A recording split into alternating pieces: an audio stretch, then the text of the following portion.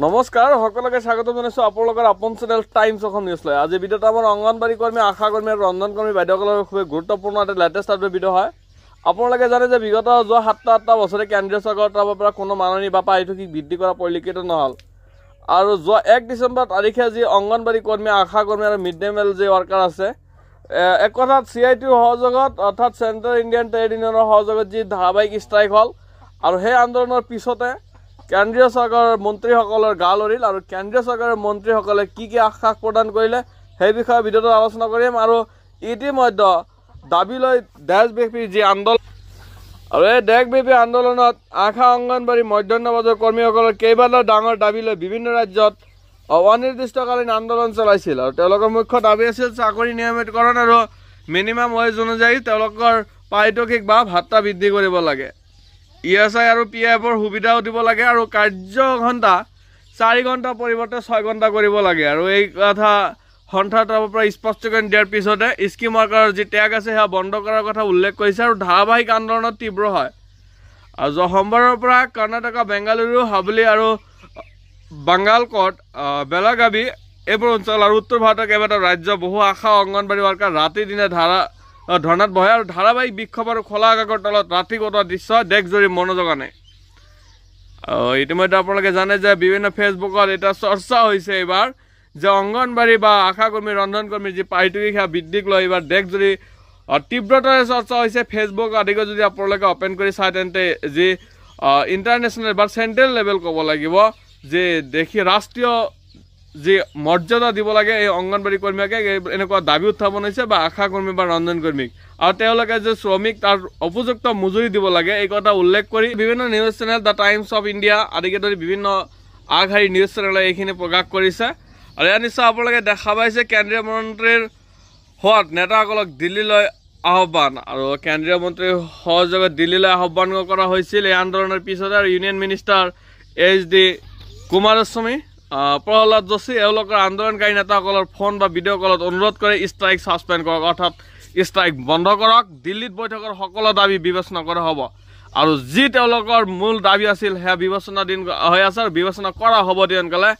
কোনো লিখিত যদিও প্ৰতিশ্ৰুতি নাই, কিন্তু স্পষ্ট আশ্বাস আছে। আৰু নেতাসকলৰ কথা মতে এতিয়া লিখিত প্ৰতিশ্ৰুতি নাই, কিন্তু দাবীসমূহ আলোচনা আৰু সময়সীমা স্থিৰ কৰিব। গভটো will consider regularisation and wage hike proposal. যে চৰকাৰে কনচিডাৰ কৰিব যে তেওঁলোকৰ নিয়মীকৰণ আৰু যি মাননি আছে বা পাৰিতোষিক আছে বা মজুৰি আছে সেয়া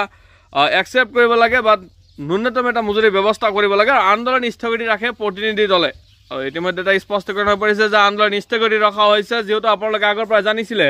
যে 1 ডিচেম্বৰৰ পৰা ধাৰাবাহিক আন্দোলন কাৰ্যসূচী অনুষ্ঠিত হ'ব আৰু তাৰ পিছতে ইতিমধ্যে আন্দোলন স্থগিতও ৰখা হৈছে। কিয়নো আপোনালোকে নিশ্চয় গমেই পাইছে উত্তৰ ভাৰত আদিকে ধৰি বিভিন্ন ৰাজ্যত অংগনবাড়ীৰ ষ্ট্ৰাইক চলি আছিল দৈৱ নিশা। আৰু ইয়াৰ পিছতে কেন্দ্ৰীয় চৰকাৰৰ মন্ত্ৰীসকলৰ গা লৰিল আৰু কেন্দ্ৰীয় চৰকাৰৰ মন্ত্ৰীসকলে ইতিমধ্যে স্পষ্টীকৰণ দিছে বা টেলিফোন যোগে বাৰ্তালাপ কৰাৰ পিছতহে কৈছে যে গভটে অৰ্থাৎ চৰকাৰে এই বিষয়ে কনচিডাৰ কৰি আছে আৰু তেওঁলোকৰ মাননি ৰেগুলাৰাইজৰ উপৰিও তেওঁলোকৰ ৱেজেছখিনি বা তেওঁলোকৰ যি পাৰিতোষিক বা ভাত্তা বা মজুৰি কওঁ আমি, ইয়াক হাইক বা বৃদ্ধি কৰাৰ প্ৰপ'জেলখন একচেপ্ট হ'ব পাৰে এই কথা উল্লেখ কৰিছে, যিহেতু গভটে কনচিডাৰ কৰি বৃদ্ধি কৰিব বুলি উল্লেখ কৰিছে। আৰু আন্দোলন ইতিমধ্যে স্থগিত ৰখা হৈছে, কিয়নো আশ্বাস প্ৰদান কৰাৰ পিছতে যে আপোনালোকে আন্দোলন বন্ধ কৰক, ইয়াত স্পষ্টকৈ কৈছে ষ্ট্ৰাইক ছাছপেণ্ড কৰক, ষ্ট্ৰাইক বন্ধ কৰি দিয়ক, আপোনালোকৰ লগত আলোচনা কৰা হ'ব। এই আশ্বাসৰ পিছতে আশা সংগঠনৰ সিদ্ধান্ত আন্দোলন সন্ধিয়া 6 বজাৰ পৰা স্থগিত। তাত সোমবাৰৰ সন্ধিয়া 6 বজাতে আন্দোলন স্থগিত কৰে আৰু সংগঠনৰ প্ৰতিনিধি দল দিল্লীলৈ যাব আৰু কেন্দ্ৰীয় মন্ত্ৰীৰ সৈতে উচ্চস্তৰীয় বৈঠক হ'ব। খুব এটা ডাঙৰ কথা যে অংগনবাড়ীৰ এইবাৰ উচ্চস্তৰীয় বৈঠক হ'ব আৰু এই বৈঠকৰ পিছতে অংগনবাড়ী, আশা আৰু ৰন্ধন কৰ্মীৰ ভাগ্যৰ পৰিৱৰ্তন কিজানি এইবাৰ হ'ব, যিহেতু ষ্ট্ৰাইক ছাছপেণ্ড কৰিব কৈছে, অনুৰোধ কৰিছে কেন্দ্ৰীয় মন্ত্ৰীসকলে। আৰু কেন্দ্ৰীয় মন্ত্ৰীসকলে ইতিমধ্যে উল্লেখ কৰিছে যে এই সংগঠনসকলৰ প্ৰতিনিধি দলৰ সৈতে দিল্লী যাব আৰু কেন্দ্ৰীয় মন্ত্ৰীৰ সৈতে উচ্চস্তৰীয় বৈঠক অনুষ্ঠিত হ'ব। আৰু মিটিঙৰ আউটকাম কি হ'ব আপোনালোকে নিশ্চয় গমাই পাইছে। চাকৰি নিয়মিতকৰণ বা বেতন বৃদ্ধি এইবোৰৰ সমস্যা, সমাজ ব্যৱস্থা, PF, ESIৰ সুবিধা এইবোৰৰ ওপৰত হাই লেভেল ছেটেলমেণ্ট হোৱাৰ সম্ভাৱনা আছে। আৰু এই কথা ইতিমধ্যে সন্থাৰ তৰফৰ পৰা প্ৰকাশ কৰা হৈছে। আৰু বিভিন্ন ধৰণৰ আগশাৰী news channel, the Times of India আদিকে ধৰি ইকনমিক্স বিভিন্ন ধৰণৰ আগশাৰী যিবিলাক আমাৰ ভাৰতীয় নিউজ চেনেল আছে তেওঁলোকে ৰিপৰ্টত প্ৰকাশ কৰিছে। আপোনালোকে গুগল বা ক্ৰমত অপেন কৰিলে পাব। নিউ এক্সপ্ৰেছ আৰু বিভিন্ন ধৰণৰ এনেকুৱা যে আগশাৰীৰ ৰিপৰ্ট আছে তাতে আপোনালোকে এইখিনি দেখা পাব কিন্তু মূল কথা হৈছে যে অংগনবাড়ীৰ যি আন্দোলন আছিলে 1 ডিচেম্বৰ এই আন্দোলনৰ এটা সফল দেখা দিছে বা সুফল দেখা দিছে ক'ব লাগিব কিয়নো আপোনালোকে গমে পাইছে যে ইতিমধ্যে কেন্দ্ৰীয় চৰকাৰৰ মন্ত্ৰীসকলে বহিবলৈ আহ্বান কৰিছে আৰু বহাৰ পিছতে কিবা এটা সলিউশন ওলাব বুলি উল্লেখ কৰিছে বেতন বৃদ্ধি বা ৰেগুলাৰাইজৰ ক্ষেত্ৰত হওক আৰু যেহেতু বহা হ'ব বহা কাৰ্যসূচীৰ পিছতে কিবা নহয় কিবা এটা সিদ্ধান্ত আহিব যেহেতু বিগত 7-8 বছৰে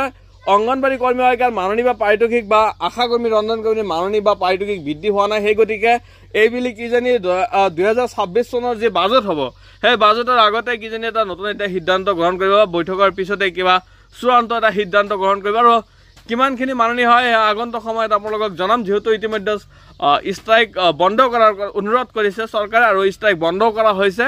আৰু সন্ধিয়া 6 বজাৰ লগে লগে এই ষ্ট্ৰাইক বন্ধ কৰা হৈছে আৰু বন্ধ কৰাৰ পিছতে ইতিমধ্যে স্পষ্ট আশ্বাস আহিছে যে কেন্দ্ৰীয় চৰকাৰে ইয়াৰ ওপৰত বিবেচনা কৰিব আৰু বিবেচনা কৰাৰ পিছত কিমানখিনি মাননী দিব পৰা যায় বা কিমানখিনি অনাৰিয়াম দিব পৰা যায় সেয়া কেন্দ্ৰীয় চৰকাৰে স্পষ্টীকৰণ দিব কিন্তু আপোনালোকে যদি চাই যোৱা 2018 চনৰ ছেপ্টেম্বৰ মাহৰ অংগনবাড়ী বা আশা কৰ্মী তেওঁলোকৰ মাননী বা পাৰিতোষিক এই চৰকাৰৰ দ্বাৰা বৃদ্ধি কৰা হৈছিল কিন্তু বিগত দুটা টাৰ্মত যি বিজেপি চৰকাৰৰ তৰফৰ পৰা কোনো ধৰণৰ মাননী বা পাৰিতোষিক কেন্দ্ৰীয় চৰকাৰে বৃদ্ধি কৰা নাই যদিও ইয়াৰ ওপৰত বিভিন্ন প্ৰশ্ন সোধা হৈছিল সেই সময়তে বিভিন্ন এই বিভাগীয় মন্ত্ৰী বা ওমেন এণ্ড চাইল্ড ডেভেলপমেণ্ট মিনিষ্ট্ৰীৰ তৰফৰ পৰা কোনো স্পষ্টীকৰণ দিয়া হোৱা নাই মাননী বৃদ্ধিৰ ক্ষেত্ৰত তেওঁলোকে কৈছে এই বিষয়ে বিবেচনাধীন হৈ আছে আৰু ইয়াত উল্লেখ কৰিছে যে এই বিষয়ে কোনো সিদ্ধান্ত ইতিমধ্যে গ্ৰহণ কৰা হোৱা নাই কিন্তু আজি ইতিমধ্যে যি খবৰ আহি পাইছে যে ইতিমধ্যে অংগনবাড়ী বা আশা কৰ্মী বা ৰন্ধন কৰ্মী হওক কেন্দ্ৰীয় মন্ত্ৰীসকলে বিভিন্ন আশ্বাস প্ৰদান কৰিছে আৰু তেওঁলোকৰ সৈতে বহিব বৈঠকৰ পিছতহে কিবা এটা চূড়ান্ত সিদ্ধান্ত উপনীত হ'ব সো আজি ভিডিঅ'ত দিবলগীয়া ইনফৰমেশ্যন বা আপডেট এইখিনি আছিল ভিডিঅ'টো কেনে পালে কমেণ্ট এটা কৰি জনাব আৰু আপোনালোকৰ অনুৰোধ ভিডিঅ'টো আপোনালোকে যিমান পাৰে ইমান বেছি শ্বেয়াৰ কৰি দিব যাতে আপোনালোকৰ অন্য বান্ধৱীসকলে এইখিনি গুৰুত্বপূৰ্ণ খবৰ চাব পাৰে কিন্তু আৰু এটা কথা মই আপোনালোকক কৈ থওঁ অহা 14 ডিচেম্বৰ তাৰিখে আপোনালোকৰ CITৰ সহযোগত অসমত এক বৃহৎ প্ৰতিবাদী কাৰ্যসূচী অনুষ্ঠিত হ'ব তাত আমাৰ মৰমৰ শিল্পী জুবিন গাৰ্গলৈ বিভিন্ন আন্দোলন কাৰ্যসূচী অনুষ্ঠিত হ'ব তাত অংগনবাড়ী বা আশা কৰ্মী বা ৰন্ধন কৰ্মী সকলৰ বিষয়ে উত্থাপন হ'ব CITৰ সহযোগত চেণ্ট্ৰেল ইণ্ডিয়ান ট্ৰেড ইউনিয়নৰ সহযোগত এই আন্দোলন কাৰ্যসূচী বা এটা সমাৱেশ হ'ব আৰু সমাৱেশত বিভিন্ন দিশ লৈ শ্ৰমিকৰ যি সুৰক্ষা শ্ৰমিকৰ পৰ্যাপ্ত মাননী বা শ্ৰমিকৰ পৰ্যাপ্ত মজুৰিৰ ব্যৱস্থাৰ ওপৰত এই সমাৱেশখন হ'ব সো আপোনালোকক মই জনাই থলো আৰু ভিডিঅ'টো আপোনালোকে বেছি বেছিকৈ শ্বেয়াৰ কৰি দিব আজিলৈ ইমানেই থেংক ইউ জয় অসম।